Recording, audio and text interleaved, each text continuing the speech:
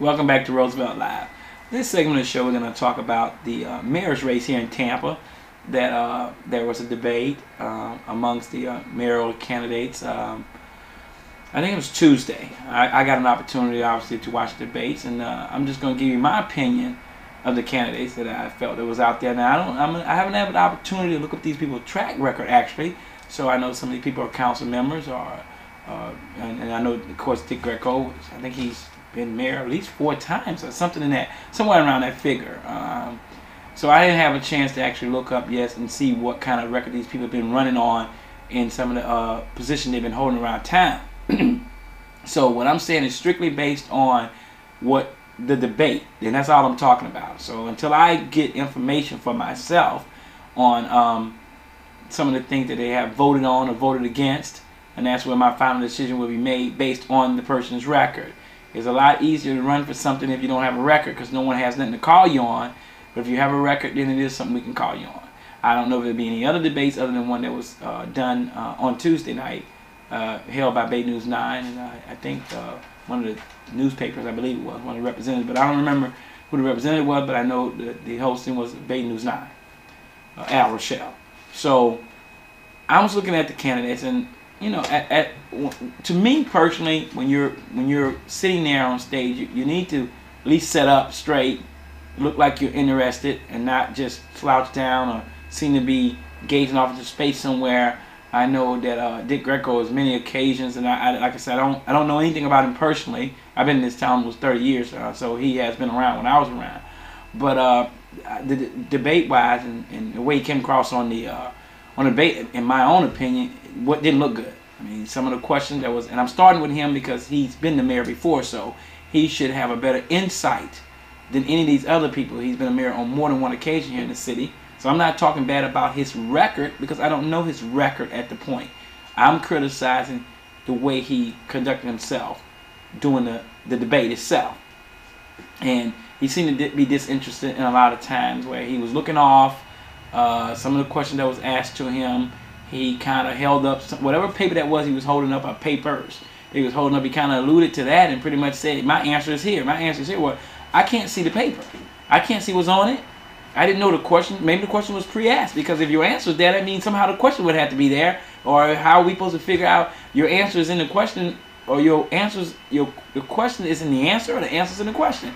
Because unless they gave him a list of questions beforehand, on several occasions he kept saying, well, my answer is here, or you can check my record.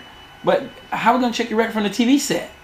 If the moderator is asking you a question, you need to give us, the citizens of the Tampa Bay area, an opportunity to know what you're talking about and what you're running on and what your opinions are. In times he seemed disinterested in what was being said. He was kind of looking away in his chair, and I don't know, he's doing other things. He may have been listening, maybe that's his way of listening, but it didn't appear to be that he was listening. It appeared to be that he was a little disinterested, in my opinion.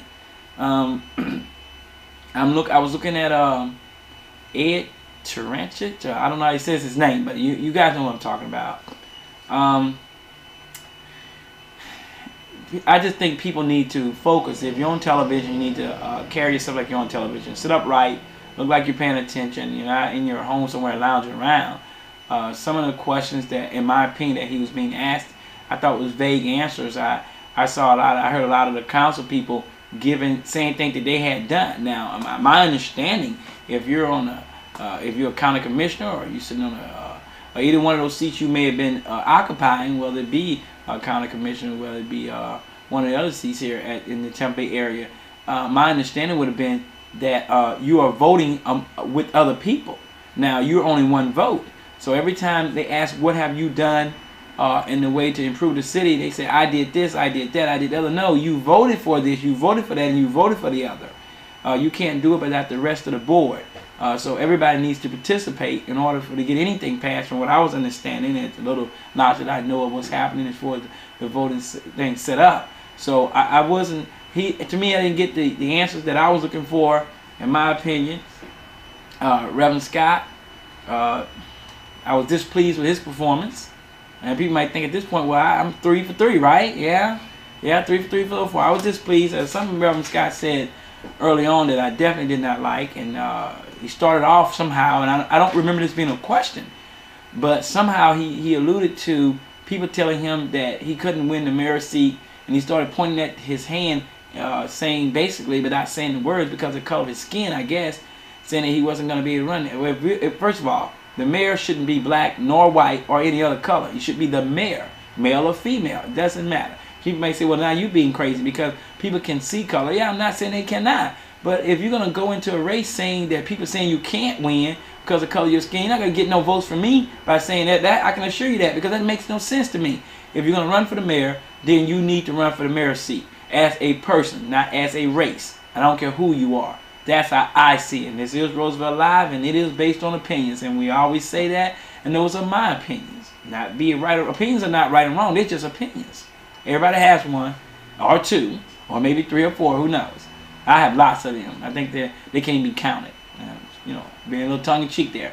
But I wasn't happy with Mr. Thomas Scott. I wasn't happy with the way he appeared on TV. He appeared to be angry. He was frowned up the whole time. I never saw any. I mean, it's not like a comedy show.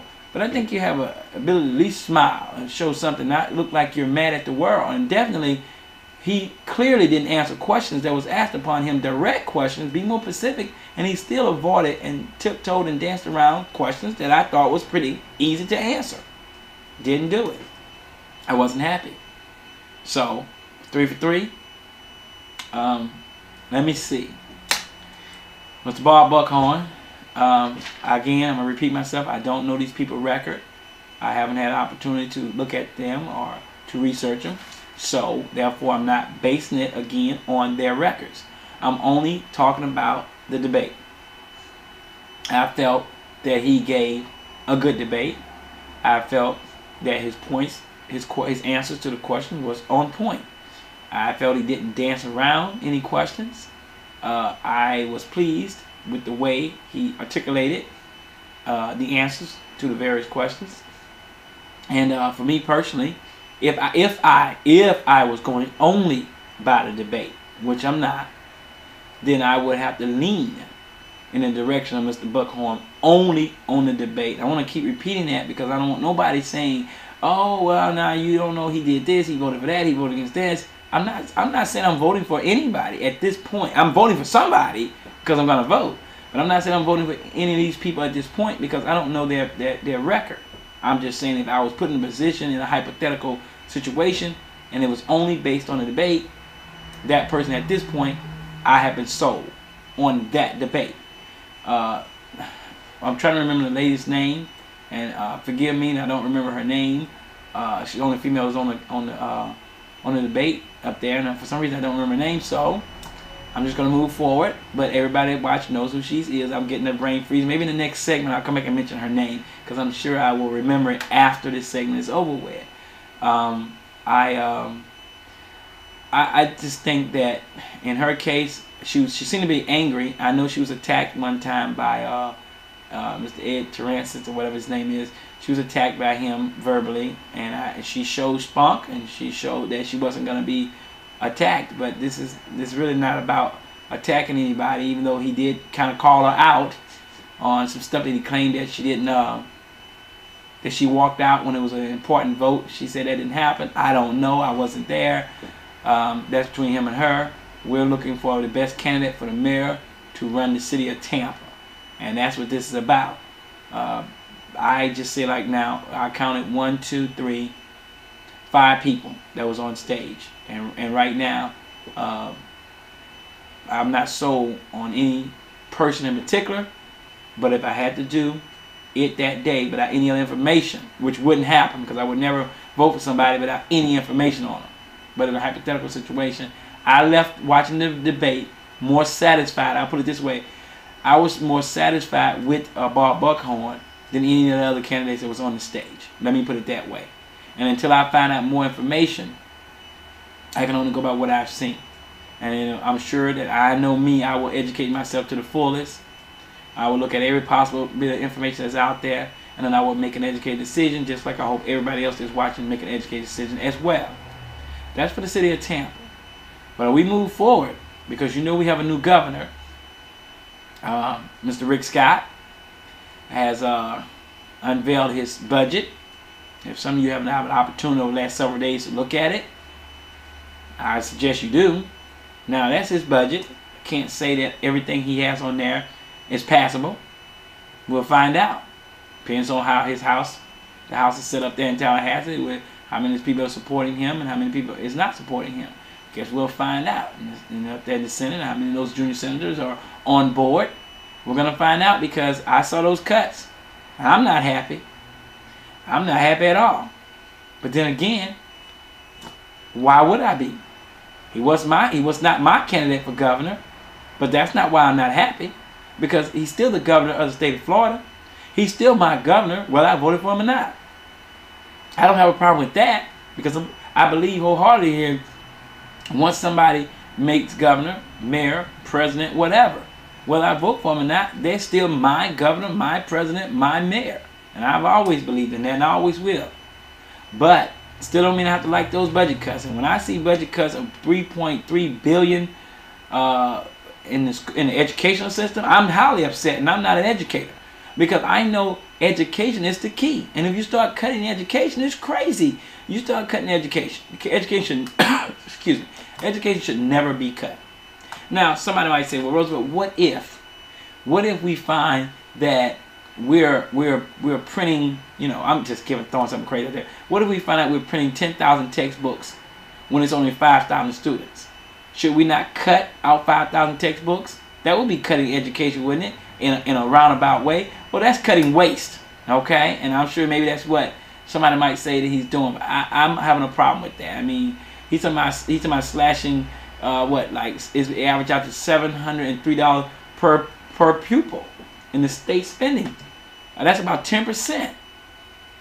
I mean, that's I don't know. I'm not buying that, but that's me. I'm not buying it. Maybe somebody else is buying it. I'm not. These people run for office and they give us a bunch of who shot John crap, and then when they get in there, they try to pull some other fast ones on us that don't make sense. And I'm concerned about that. I'm definitely concerned when I see stuff like, for an example, okay, in that budget, when I look at stuff like the pensions, okay, you talking about state workers, and you talking about some 655,000 state workers. You talking about let me see, the work a 5% cutting their pension, where they're gonna be forced to pay into their own pension. Let's put it that way. They're gonna be forced, if I'm understanding it right, they'll be forced to pay into their own pension 5% of cost. And I think that somebody said, well, that's gonna save money. You start taking workers that worked all this time, did all these things, and all of a sudden you come in and you haven't earned any stripes, and you come in here and start cutting people up and taking people out and taking things away from people and forcing people to pay into their own pension. What happens to those people say, well, I ain't going to pay into their pension then? I don't have the extra 5% to pay into it. That's why I was working, I was getting these benefits. Now I'm not going to get these benefits no more, and I don't have the money to pay into the pension. So now the pension is going to suffer, and people's not going to pay into it. They're forced to pay into it at this day and time. They're probably not going to pay into anything. I mean, money is hard. Things are hard to come by. And any 5%, 2%, 1%. My dad used to say when I was a kid growing up, son, if you ask me for $1, and it doesn't matter if I don't have it, if it's $100 or $1, if I don't have it, I still don't have it. So people say, well, it's only 5%. That might be a whole lot to some people. That might be barely making it in this time. So, again, Governor Scott, this is his budget. The people that voted for Governor Scott, that's your budget. That's what you brought into the governorship of the state of Florida. That's what you voted in. That's what you voted for. And now that's what you got. So you think that's something? Hey, look, I'm telling you, did he have any good things in the budget? Probably did. If you talk about lowering property taxes, it's always a good thing if you lower some property tax. We always want to hear lower property taxes. We want our property taxes up. So if you can afford to lower the property taxes, I'm sure that there's not going to be too many people complaining about those lower property taxes. But I am concerned 100% when I hear about in the prison system, he wants to eliminate some 1,690 Department of Correction workers. That's 5%. And he want to close 2 prisons. Well, if you close 2 prisons, people, where are people gonna go? If it's 146 prisons out there now, facilities, and you're gonna close 2, they're gonna leave us with 144. But where are those people gonna go from those 2? And I don't understand that. And with 18,200 correctional employees, somebody finna lose their jobs. Now people finna lose their jobs. I mean, okay, look. The unemployment It's already up in Florida. Excuse me. It's up across the nation. And the governor is coming in and saying he's going to eliminate even more jobs. What are these people going to do? Who are we going to blame that on? We're going to blame that on the president, right? We're going to blame it on the president that the Florida unemployment rate is about to go take another hike. Can't blame that on the president because that's probably the governor of the state of Florida that's trying to cut out these people's jobs. I feel sorry for those government workers because they're going to be unemployed. They're going to join the ranks of the other people, the 99ers. You know who those are, right? The 99ers, those are the people that got 99 weeks of unemployment. That's who they are. I don't know what to say. I'm not the governor. Don't want to be the governor. I just know taking jobs away from people when there's no jobs out there doesn't sound good. Doesn't go well with me. Doesn't sound like it's a plan that needs to be put into action. Now, I do want to know where these prisoners are going because I didn't see anything. I'm sure that if maybe I have to question someone, I sure didn't have time to write down every intimate detail. But all I know, if it's 100,000 inmates in 146 prisons, facilities in the state of Florida, 100,000. I didn't do the math. So when you close 2 of those facilities, and I don't know, we're doing an average. So if you close 2 of those facilities, how many inmates are we letting go? Because they're going somewhere. Because if we're closing them, these people are doing time. So either we're going to put them in with the other 144 facilities, which make them overcrowded, if they are now already are overcrowded, or we plan on doing some early releases and we plan on doing some other crazy things that put these criminals back out on the street to commit more crimes. That I don't like. I'm not feeling that at all. And if you don't know about it, people, and you haven't read the budget as it's been broken down, then you should. You better go find out. I don't know what you're going to do about it because it's not like you're going to take someone's job where he's the governor. We got the governor for at least 4 years unless he takes off to run for office and the presidency or whatever. He's going to be there. Whether this stuff is going to pass, I don't know. We'll find out. But of course, you know, when I seen that the governor says that he wants to reduce Medicaid. Wow. Okay, Medicaid, $3 billion over 2 years. He also wants to kind of privatize that again. I'm not for that privatizing stuff. I think it's a bad idea. I think it's a bad idea to start taking this stuff and putting it into the hands of people with personal companies. That's just not good. Those people, what is their motivation? Their motivation is to what? Is to make money. So are they gonna do the right thing? Are they gonna jack up the prices? Are they gonna take all these people's money and then file bankruptcy? Then have the people have nothing? Okay? I'm not into that privatizing thing. I need to leave that kind of stuff alone. Leave Social Security alone. Leave Medicaid alone. Leave Medicare alone. Whatever it is that you need to leave it alone. Let that go. Find your cut someplace else. But when it comes to the corporate taxes, Governor Scott said, well, now we're at 5.5%. So they want to reduce that down to 3% corporate tax. And then eliminate it altogether by 2018. Corporate tax. Is that another tax break for people that has money? What does that mean exactly? Corporate tax for whom? For the really little bitty guy? Is that everybody? That's the big companies. You start cutting corporate taxes. Wow. Why don't you increase them? Not that I want them increased. I don't want to see no tax increase, but I don't know if cutting corporate taxes, we should be concerned about it right now. We should be concerned about keeping our education level up. We should be concerned about keeping these people incarcerated in these prisons. We should be concerned about these things, in my opinion, and not cutting corporate taxes. And even though I am a corporation, I don't care.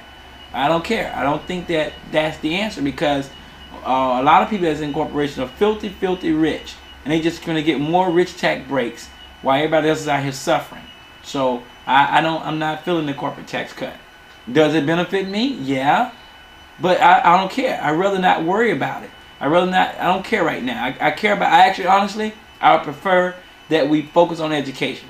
Because if we got a bunch of ding-dongs dropping out of school, don't have an education, because we keep cutting the education budget over and over and over and over again, then how are these people going to survive? It doesn't make any sense. If we're not going to be able to bring anybody into the educational system, I mean into like business and corporations and stuff like that. These people don't have any brains because we keep cutting back. We already know that education is not equal. I mean, hey, I was looking at TV the other day, and I saw where one of these schools are getting the what is that? It's the reader. It's not the Nook. It's the whichever one is done by Amazon. The one that's done by Amazon, whatever it's called. I can't remember the name right now. I'm sure I remember the next segment when I'm no longer doing this part. But that reader, that's all good. Okay, you know, they saying, well, we're gonna do this, and that way the kids don't have to worry about all these books, because obviously you can put a lot of books on there, and it's just that one item, and it's lightweight, and it's about 9 inches. Some of them are 6 inches. Excuse me, one of them is 9 inches. And that they can use it to carry it around, and they can have, I mean, these things hold some up to 1,500 books. So yeah, you can get a lot of stuff on there. But then the question came in my mind. Well, what about the inner city schools? Are they getting the readers too? I mean, hey, we have to find a way to stop this nonsense where people are getting ahead of other people. That's why, folks, it's back to the same story people we did a week ago. If the disparity in the schools are going to continue to this degree, you're going to have people just like that lady in Akron, Ohio, that tried to take her kids to a better school. Because when kids are getting iPads, kids are getting laptops, and now certain kids are getting these readers, and then you have those kids in the inner city that's still stuck down on those floppy 3 1/4 perhaps. Who knows? I mean, we can't do this, people. We can't have this disparity. Listen, if you're paying taxes, you're paying school tax, then how come there's a bit? I want someone to explain to me. Maybe I'm just not intelligent enough. I doubt that, but maybe I'm not intelligent enough to figure out why there are schools that seem to be public schools. Now, public schools, I'll make this clear. Public schools that seem to have better educational programs in place than some of these other public schools that's considered in this lower income area. Why is they getting the better teachers? Why do they get the better equipment? Why do they have the better libraries and laboratories? Why do they have these things? Everybody should have the same freaking opportunities to the same type of education. And we're going to keep having these complaints until people recognize that all children should have access to the same materials for education. It's not going to happen. You know, somebody said, well, they charter schools. They this, they that. I don't care. You call them, put any name on them you want to put on them. So unless the parents are actually going out and fundraising and then buying or taking money out their own paychecks and buying laptops or buying readers or buying iPads for the kids out of their own pockets or out of their car washes or their cookie bakes, and they donate them to the school, then hey, I can't really complain about that because it's their opportunity and the school takes it fine. But if that's not the case and funding is going toward these schools and not going toward these schools in these areas where these kids are income levels of their parents are down and they're not getting the proper opportunity, proper education, then we're going to continue to have this disparity. And people go around saying, well, you know what? Why is the numbers down in this section versus that section? Well, it's clear. It's to me, it would be crystal clear. I mean, hey, look, if I got a book that has all its pages in an English book, then I have the same English book that has 50 pages missing, and the other ones that are not missing is soaking wet and then turned brown, and I can't read it right because the ink then blurred on it. How am I gonna become educated like the person next to me with the better book? Yeah, you think that makes no sense? It makes a lot of sense because we have to have equal opportunities for everybody. And I don't want no special opportunities. I don't want no handouts. I want equal opportunity for everybody. That seems simple. That's not giving any race or any religion or anybody any steps above anybody else. Just equal opportunities. Get it right, people. Get it right, Florida. Get it right. Whoever's going to become the mayor of the city need to make sure they get it right with the city. Not in this case, but in general, because the mayor can do what he or she can do. The governor has to do what he can do. And then the state, the United States, have to do what they can do. But we need to focus on America first. Of course, I'm not running for president of the United States.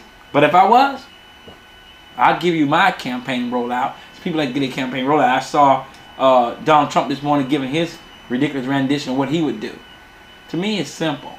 Invest in America. It sounds cliche, right? I know. Invest in America. It's as simple to do. I don't know how hard it may or may not be to do.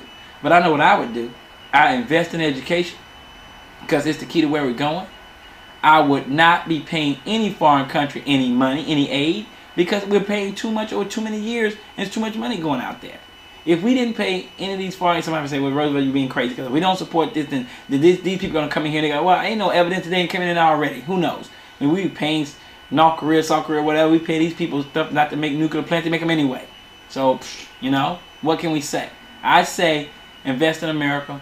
Give major, not no little microscopic, give major incentives to companies to hire Americans to work. And also quit giving all these benefits to people that sending their companies out of the country so they can get slave wages. The people working for slave wages. That's ridiculous. Give major incentive to these corporations to keep their business in the United States of America. And then maybe hit the other people with some hired ones that's going to go outside the United States. I don't know. Give them an incentive to come back. Bring business and industry back to the United States. Because if we don't, people, the United States one day, and I don't want it to happen, but one day, I think it'll be a third world country if we continue on the path we're on now. We don't stop the drugs. We don't stop all these people from doing all these crazy things. We got too many people in here that don't supposed to be here. We can't seem to get nobody out of the country. Can't seem to stop nobody from coming into the country.